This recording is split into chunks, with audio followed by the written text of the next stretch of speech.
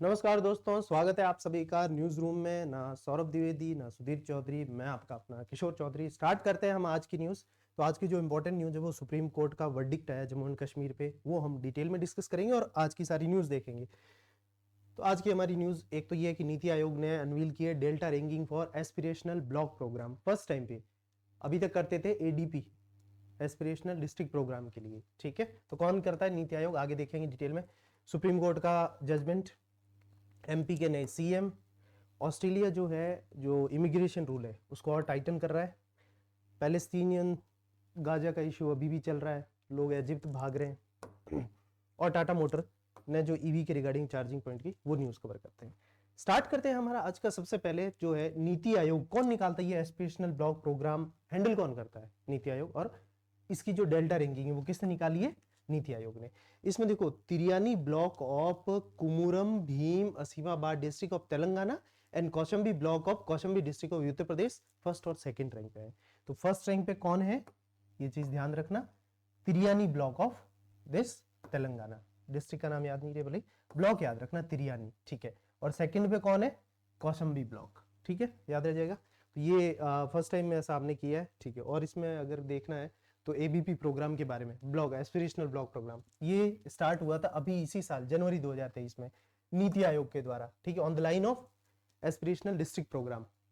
It focuses on improving governance, एक तो governance पे, to enhance the quality of life of citizens in the most difficult and relatively under developed blocks of India.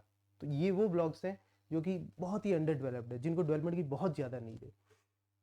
500 block है, 7 state में से और 4 UTs में से। तो कितने ब्लॉक लिए हमने? 500 ब्लॉक। ये काम की चीज है। एक दूसरी ये हो गई। ठीक है, each block is expected to focus on monitoring की सोशल, ये इन चीजों पे फोकस करते हैं। एक तो हेल्थ और न्यूट्रिशन का, एजुकेशन पे भी, agriculture and allied service, basic infrastructure. ठीक है, लाइक पानी वगैरह का, ठीक है, रहने का हाउसिंग हो गया, पानी का हो गया, रोड हो गया, मोबाइल टावर हो गया, ब्रिज हो गया, ये सारे, और सोशल डेवलपमेंट। ठीक है, सेल्फ हेल्प ग्रुप भी बना लिए, ये चीज होगी। अगला आता है कॉन्स्टिट्यूशनल वैल्यू। सुप्रीम कोर्ट ने ये कहा है कि जो आर्टिकल 370 हमने हटाया था पार्लियामेंट ने, वो वैलिड है।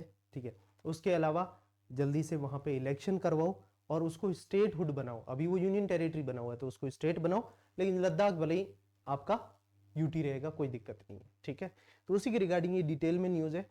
तो इन्होंने ये बोला कि जो अगस्त 2019 में स्पेशल स्टेटस एंड किया था जम्मू एंड कश्मीर का, वो कॉन्स्टिट्यूशनली वैलिड है, कॉन्स्टिट्यूशन के अकॉर्डिंग है।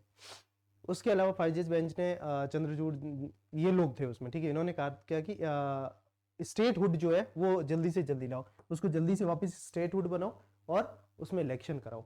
इलेक्शन जो है सेट है सितंबर 30, 2024, अगले साल सितंबर एंड तक इलेक्शन कराओ असेंबली के। ठीक है, और बाकी यूनियन टेरिटरी ऑफ लद्दाख जो है वो वैसा का वैसे रहे। ठीक है, सीजे राइटिंग फॉर हिमसेल्फ, ये एक और चीज उन्होंने बोली है कि did not retain an element of sovereignty when it joined the union of India.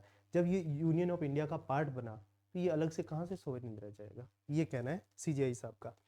उसके अलावा bench also rejected the contention that article 370 was temporary only from 1951 to 57 when the constituent assembly for Jammu and Kashmir existed and became permanent thereafter। तो उसके बाद constituent assembly वो हो गया उस वक्त, उसके बाद से ये परमानेंट ही है। ठीक है, the CGI's judgment said the provision was temporary both in historical context in which it was included on the textual।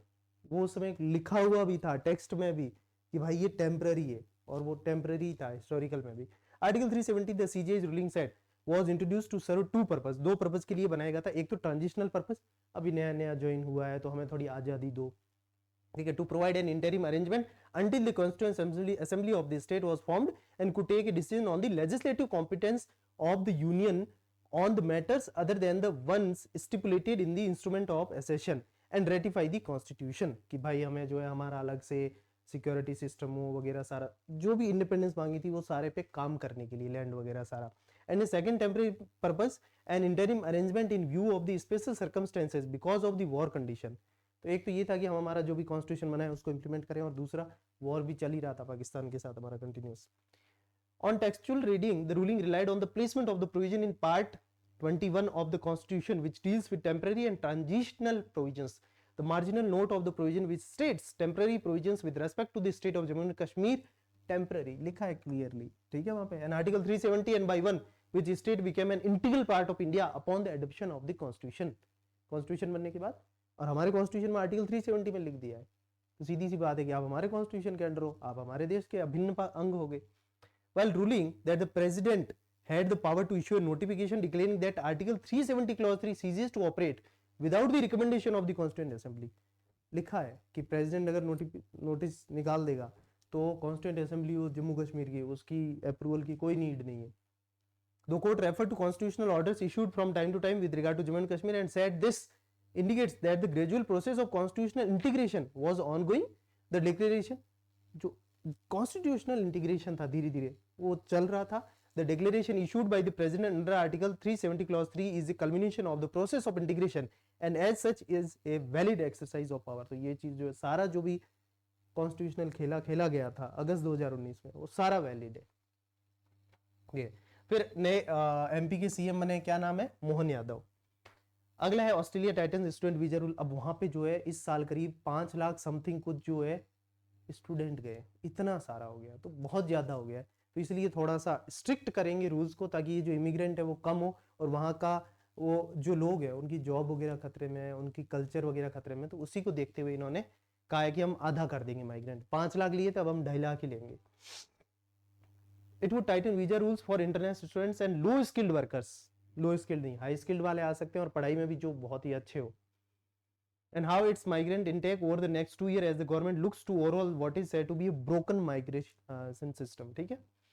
Under the new policies, international students would need to secure higher rating on English test. अभी जैसे मान लो कि IELTS का आपका 7 band चाहिए था तो अब 8 बैंड कर देंगे या 8.5 कर देंगे. And there would be more scrutiny on students' second visa application that would prolong their stay.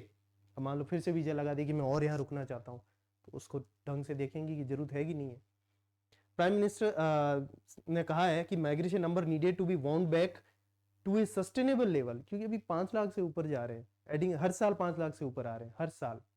Maximum अभी हुआ था 2022-23 में. A new specialist visa for highly skilled workers will be set up with the processing time set up at 1 week, helping business recruit top migrant amid top migrant. कि मतलब business में भी अगर कोई जॉब करने आ रहा है तो वो अच्छे लेवल पे हो. ठीक है. Competent with other developed economies. अगला है Palestinians stay as Gaza war rages amid fears of exodus into Egypt. बाकी अभी भी इजराइल का अटैक हो रहे हैं तो वो लोग इजिप्ट के अंदर जा रहे हैं. ठीक है. अगला है टाटा मोटर जो है 10,000 ईवी चार्जिंग पॉइंट बनाने वाला है. कितने? 10,000. कौन? टाटा. वही, क्योंकि इलेक्ट्रिक का जमाना है, अभी इलेक्ट्रिक में अब चार्जिंग पॉइंट नहीं है तो फिर दिक्कत ही है. क्या मतलब. तो ये था हमारा आज की काम की न्यूज़, सारी मैंने कवर की है. अच्छा लगे तो लाइक करना और शेयर करना. That's it guys, thank you so much.